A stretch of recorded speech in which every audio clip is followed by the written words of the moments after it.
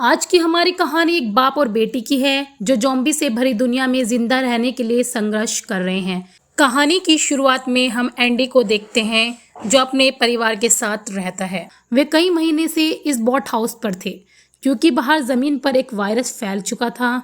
इस वायरस से सभी लोग ज़ॉम्बी बन गए थे और बहुत ही कम लोग जिंदा बचे थे।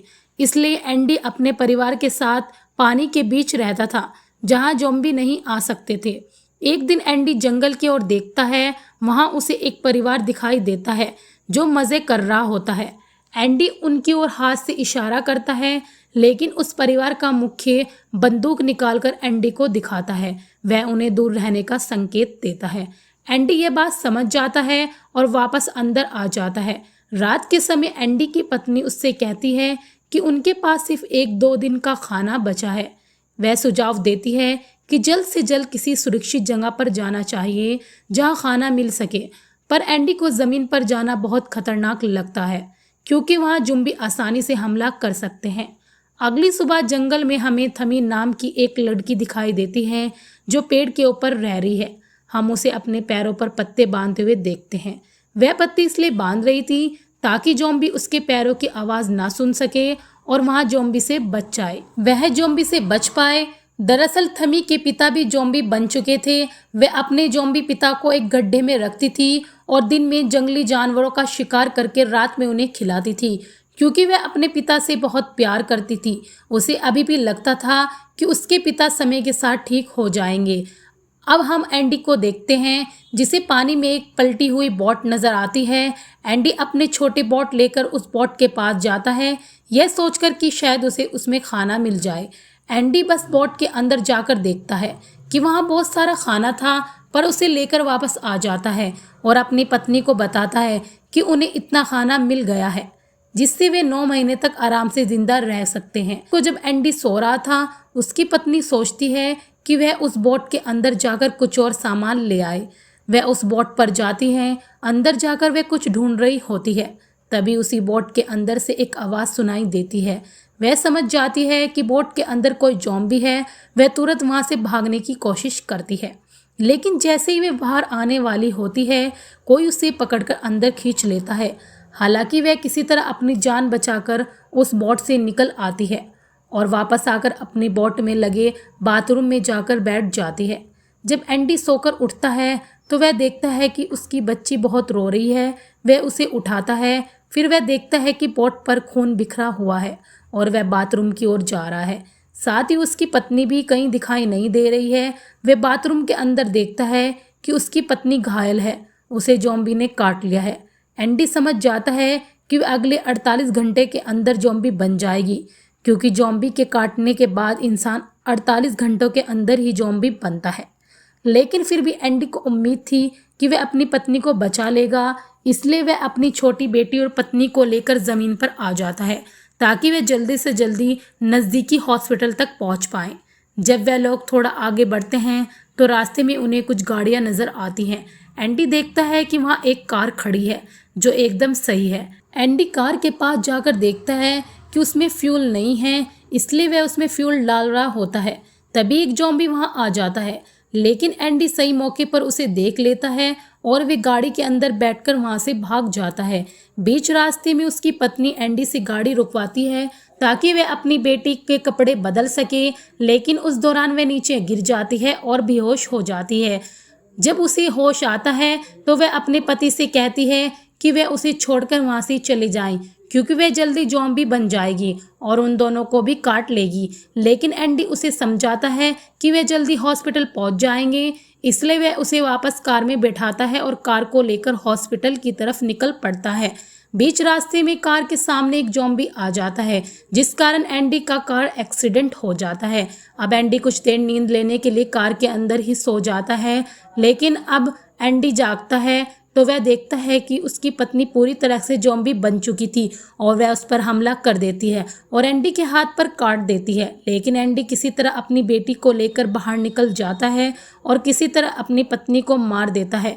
अब वह देखता है कि उसके हाथ पर भी उसकी पत्नी ने काट लिया है, तो जल्दी ही वह भी ज़ॉम्बी बन जाएगा। इसलिए एक बार तो वह हार मान लेता है कि अब कोई फ़ायदा नहीं, क्योंकि वह बाद में अपनी बेटी को भी काट लेगा। इसलिए वह खुद को मारने की सोचता है। फिर भी वह अपनी बेटी की तरफ देखता है जो बहुत मासूम थी और उसे जंगल में कोई भी खा सकता था। इसलिए एंडी के पास 48 घंटों का समय था जिसके बाद वह ज़ॉम्बी बनेगा। इसलिए वह घड़ी में 48 घंटों का टाइमर सेट करता है और अपनी बेटी को किसी सुरक्षित जगह पर पहुंचाने के लिए निकल पड़ता है। तभी वह उस ज़ॉम्बी को देखता है जिस कारण उसकी गाड़ी का एक्सीडेंट हुआ था। तभी वहाँ पर थमी आ जाती है और वह कहती है कि उसके पिता को कुछ मत करो। फिर वह अपने हाथ पर काटती है जिससे खून निकलता है। उस खून को सूंघते सूंघते उसके ज़ॉम्बी पिता उसके पीछे चले जाते हैं। अब एंडी आगे किसी सुरक्षित जगह के लिए निकल पड़ता है और रास्ते में उसे एक घर दिखता है। वह एक घर के अंदर चला जाता है जहाँ उसे एक औरत मिलती है। वह दिल की अच्छी थी इसलिए एंडी को रात वहीं पर गुजारने देती है और साथ ही एंडी के जख्मों पर पट्टी भी करती है। अब एंडी सोचता है कि वह अपनी बेटी को उसके पास छोड़ देगा, लेकिन तभी उसे पता चलता है कि उस औरत को भी कैंसर है और वह जल्दी ही मर जाएगी। इसलिए वह अपना फैसला तुरंत बदल देता है। अब हम कुछ लोगों को देखते हैं जो जंगलों की तरफ बढ़ रहे हैं। साथ ही में हमें थमी की माँ को भी दिखाया जाता है जो उसे ढूंढ रही होती है, पर थमी उन लोगों के पास नहीं जाती क्योंकि वह अपने पिता के पास रहना चाहती है और उसे पता है कि वे लोग देखते ही उसके ज़ॉम्बी पिता को मार देंगे। इसी कारण वह अपने पिता को गड्ढे में छुपा कर रखती है। अब वह वापस एंडी को देखती है जिस पर ज़ॉम्बी वायरस का असर हो रहा है। उसे उल्टी होने लगती है और वह बेहोश हो जाता है। अगली सुबह जब वह उठकर देखता है कि अब उसके पास सिर्फ 32 घंटे बचे हैं जिसके बाद वह ज़ॉम्बी बन जाएगा, इसलिए वह तुरंत अपनी बेटी को लेकर आगे के सफ़र में निकलता है। बीच रास्ते में उसे एक बड़ी सी गाड़ी दिखाई देती है। एंडी गाड़ी के पास जाकर उस गाड़ी के अंदर देखता है कि चाबियां हैं या नहीं। तभी उस पर एक ज़ॉम्बी पीछे से आकर अटैक करने वाला होता है कि अचानक एक गोली चलती है जो उस ज़ॉम्बी के भेजा उड़ा देती है। यह गोली गड्ढे में पड़े हुए एक बड़े आदमी ने चलाई थी। वह एंडी से मदद मांगता है क्योंकि उसका पैर एक सिलेंडर के नीचे दब गया था। दरअसल वह गाड़ी उसी की थी, इसलिए वह एंडी को गाड़ी की चाबी देता है और कहता है कि इसकी मदद से तुम सिलेंडर को आगे खींचो। जिसके बाद एंडी गाड़ी को थोड़ा आगे लेता है और उससे बड़े आदमी का पैर निकल जाता है। जिसके बाद वह बूढ़ा आदमी एंडी को अपने साथ अपने घर ले जाता है जहाँ वह अपनी पत्नी के साथ रह रहा होता है। बाद में बूढ़ा आदमी एंडी को अपने साथ ले जाता है जहां वे दिखाता है कि कैसे वह ज़ॉम्बीज को मारकर उनका सामान लूटता है। दरअसल वह बूढ़ा आदमी कुछ लोगों को पिंजरों में बांध कर रखता है जिससे आकर्षित होकर ज़ॉम्बी उन लोगों के पास आते हैं और वह मौका देकर बूढ़ा आदमी उनको मार डालता है। इसी तरीके से वह अब तक जिंदा था। एंडी देखता है कि पिंजरे में थमी थी और दूसरे पिंजरे में एक बूढ़ा इंसान था। एंडी को यह सब कुछ अच्छा नहीं लगता क्योंकि वह खुद भी एक अच्छा इंसान था, लेकिन वह कर भी क्या सकता था। जब शाम के वक्त वे लोग वापस घर पर आते हैं तो एंडी देखता है कि उसकी बेटी उस बूढ़े आदमी की पत्नी के साथ खेल रही होती है और उसके साथ काफ़ी आराम से रह रही है। जिसके बाद एंडी सोचता है कि उसकी बेटी अब सेफ है और वह एक जगह पर जाकर अपने आप को मारने ही वाला होता है कि उस बूढ़े आदमी की पत्नी आ जाती है। वह उससे कहती है कि रुको, तुम्हारी बेटी यहाँ पर बिल्कुल भी सेफ नहीं है। साथ ही वह बताती है कि वह उसकी पत्नी भी नहीं है, उसने उसे ज़बरदस्ती यहाँ पर कैद करके रखा हुआ है। जिसके बाद एंडी अपने आप को नहीं मारता। तभी वह बूढ़ा आदमी वहाँ पर आ जाता है और उसे लगा कि एंडी कुछ गड़बड़ कर सकता है, इसलिए वह एंडी को बंदूक से मारकर घायल कर देता है और उसे ले जाकर थमी के साथ पिंजरे में बंद कर देता है। लेकिन एंडी बहुत होशियार था। वह थमी के साथ मिलकर उस पिंजरे से बाहर निकलने का प्लान तैयार करता है और जैसे ही ज़ॉम्बी आते हैं वे लोग सीधे चकमा देकर पिंजरे से भाग जाते हैं। वे लोग सीधे उस बूढ़े आदमी के घर जाते हैं ताकि एंडी अपने बच्ची को ले सके और ऐसा होता भी है। साथ ही वह औरत एंडी के साथ आती है जिससे बूढ़े आदमी ने अपने घर में कैद करके रखा हुआ था। जब वे सभी लोग वहां से भाग रहे होते हैं तभी वह बूढ़ा आदमी जाग जाता है और उन सबको देख लेता है। वह बंदूक लेकर गोली चलाता है, लेकिन वह गोली सीधे उस औरत को लगती है और वह वहीं ख़त्म हो जाती है।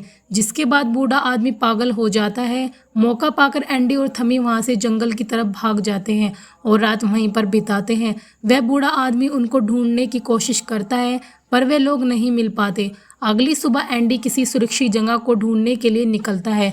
रास्ते में वह थमी को बताता है कि उसके पिता जो ज़ॉम्बी बन चुके हैं वे अब कभी भी वापस पहले जैसे इंसान नहीं बनने वाले हैं। अब थमी देखती है कि उसके पिता को कबीले वालों ने ढूंढ लिया है और उन्हें मारकर पेड़ पर दफना दिया है, जिसके बाद वह ज़ोर ज़ोर से रोती है और अपने सिर को पीटने लगती है। तब एंडी आकर उसे समझाता है, पर थमी एंडी के साथ चलने को अब राजी नहीं थी, इसलिए अब एंडी अकेले ही निकलता है क्योंकि उसके पास अब बहुत ही कम समय बचा था और वह धीरे धीरे ज़ॉम्बी बन रहा था।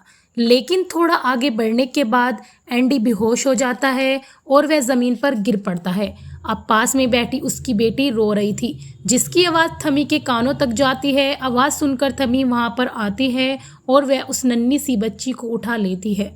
अब थोड़े समय के बाद एंडी को वापस होश आता है। अब वह सोचता है कि वह उस परिवार के पास चला जाएगा जिसे उसने शुरुआत में नदी के किनारे जंगल में देखा था और उसकी बेटी उन लोगों के पास सुरक्षित रहेगी। अब वह उन लोगों को ढूंढने के लिए निकल पड़ता है और अब वहां तक थमी भी साथ चलने के लिए राजी हो जाती है क्योंकि एंडी को थमी का साथ चाहिए था। आखिर में वे लोग उस परिवार को ढूंढ लेते हैं। एंडी उस परिवार के मुखिया से बात करता है, पर उसे पता चलता है कि उसे भी ज़ॉम्बी ने काट लिया है। वह आदमी चुपचाप एंडी को गन दिखाता है और कहता है कि इसमें 6 गोलियां हैं जिससे वह अपने परिवार को ख़त्म करेगा और बाद में बंदूक में 2 गोलियां बचेंगी, जिससे वह एंडी से कहता है कि वह चाहे तो वह खुद को और अपनी नन्ही बच्ची को भी मार सकता है। लेकिन एंडी उसे ऐसा करने से मना करता है और वह वहाँ से चला जाता है। तभी एंडी को पीछे से गोलियां चलने की आवाज़ सुनाई देती है, तो वह समझ जाता है कि उसने अपने परिवार के साथ खुद को भी ख़त्म कर लिया है। अब एंडी के पास कोई सुरक्षित जगह नहीं बची थी जहां वे जाकर अपनी बेटी को छोड़ सके, इसलिए वह खुद को मारने वाला होता है। लेकिन तभी थमी उससे कहती है कि उसका एक कबीला यहाँ से थोड़ी ही दूर पर है और तुम चाहो तो अपनी बेटी को हमारे कबीले के लोगों के पास छोड़ सकते हो। अब ये बात एंडी को सही लगती है और उसके पास कोई चारा भी नहीं था, इसलिए वे लोग जल्दी से उस कबीले की तरफ निकल पड़ते हैं। बीच में उन्हें एक सुरंग से होकर गुजरना पड़ता है जिसमें बहुत सारे ज़ॉम्बी थे, पर वे लोग उनसे बचकर आगे बढ़ते हैं। लेकिन सुरंग के अंत में वहाँ बूढ़ा आदमी मिलता है और एंडी पर हमला करता है, पर एंडी भी अपनी बंदूक निकाल लेता है जिसमें 2 गोलियां बची थी। लड़ाई के दौरान एंडी एक गोली उस बूढ़े आदमी को मार देता है, लेकिन एक गोली एंडी को भी लग जाती है। लेकिन उस बूढ़े आदमी में अभी भी बहुत जान बची थी। वह जाकर एंडी के बेटी को उठा लेता है, लेकिन उस मासूम लड़की का चेहरा देखकर उसे दया आ जाती है और वह अब एंडी को जाने देता है। बीच रास्ते में एंडी की तबीयत और बिगड़ जाती है।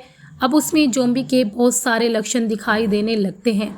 एंडी को अब मांस खाने का बहुत मन हो रहा था, लेकिन वह किसी तरह अपने आप पर कंट्रोल करता है क्योंकि अभी भी उसकी बेटी सुरक्षित नहीं थी।